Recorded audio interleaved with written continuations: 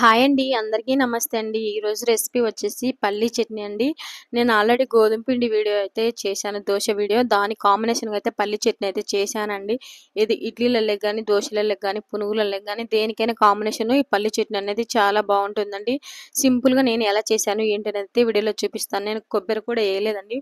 Only పల్లీ చట్నీ అయితే చూపిస్తున్నాను. సింపుల్‌గా ఎలా చేశాను ఏంటనేది అయితే ఈ వీడియోలో అయితే చూడండి. 5, 10 నిమిషాలలో అయిపోతుందండి ఈ చట్నీ. గ్యాస్ మీద ఒక కడాయి పెట్టి ఒక స్పూన్ ఆయిల్ వేసి తగినంత పల్లీలు అయితే వేయించుకొని మంట మీడియం ఫ్లేమ్లో పెట్టుకొని దోరగా అయితే వేయించుకోవాలండి. కొంచెం టైం అయితే పడుతుంది. ఎందుకంటే కొంచెం పల్లీలు వేగాలి కాబట్టి మంట మీడియం ఫ్లేమ్లో అయితే పెట్టుకున్నాను. హైలో పెట్టుకోకుండా చూడండి మధ్య మధ్యలో ఈ విధంగా అయితే కలుపుతూ ఉండాలండి. చూడండి ఈ విధంగా మధ్య మధ్యలో ఒకసారి కలుపుతూ ఉండాలి. నాకు కొంచెం టైం అయితే పట్టింది పల్లీలు అనేది ఏగడానికి. చూడండి ఇక్కడ నేనైతే ఎండుమిర్చితో అయితే చేయటం లేదు. డైరెక్ట్ పచ్చిమిర్చితో అయితే చేస్తున్నాను. అలానే పచ్చి కొబ్బరి కూడా నేను ఇక్కడ యూజ్ చేయలేదండి. ఒక 2 ఆనియన్స్ అయితే కట్ చేసుకున్నాను. ఈ విధంగా చిన్న చిన్న ముక్కలు. తగినంత కారానికి తగినంత పచ్చిమిర్చిని అయితే ఈ విధంగా అయితే వేసుకున్నానండి. మీకు కారానికి తగినంత పచ్చిమిర్చిని అయితే ఈ విధంగా అయితే వేసుకోవచ్చండి. చూడండి ఇవి కొంచెం టైం అయితే పడుతుంది. ఒక 2 నిమిషాలు అలా ఆనియన్స్, పచ్చిమిర్చి మగ్గడానికి. తర్వాత కొంచెం చింతపండు అనేది మన టేస్ట్‌కు తగినట్టు పులుపు లేకుండా చూసుకొని కొంచెం చింతపండు కూడా అయితే వేసుకోవాలండి. ఇవి కొంచెం మధ్య మధ్యలో ఈ విధంగా అయితే కలపెట్టుకున్న తర్వాత కొంచెం మగ్గిందండి. తర్వాత నేను ఇక్కడ చింతపండు కూడా అయితే కొంచెం అయితే చింతపండు కూడా వేసుకొని కలపెట్టుకుంటున్నానండి. చూడండి ఇక్కడ మీకు చింతపండు అయితే చూపిస్తాను.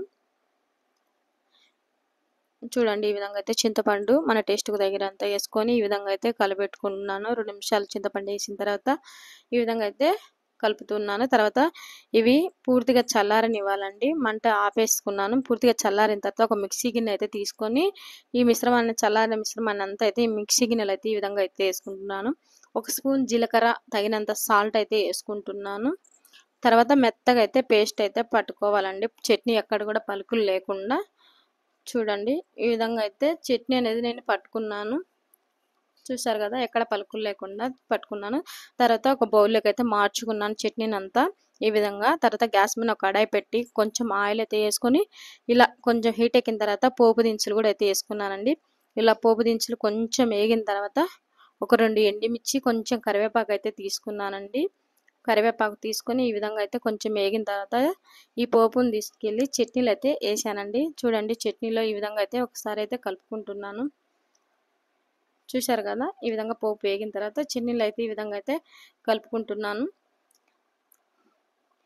చూడండి చాలా అంటే చాలా బాగుంటుంది. ఇడ్లీలకు కానీ దోశలకు కానీ కాంబినేషన్ సింపుల్గా అయితే చేసుకోవచ్చండి. ఇక్కడ పచ్చి కొబ్బరి యూజ్ చేయలేదు నేను అసలు.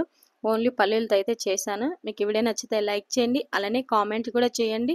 అలానే ఇంకా మన ఛానల్ ఎవరైనా సబ్స్క్రైబ్ చేసుకోకపోతే చేసుకోండి. ప్లీజ్ ఒక లైక్ అయితే ఇవ్వండి.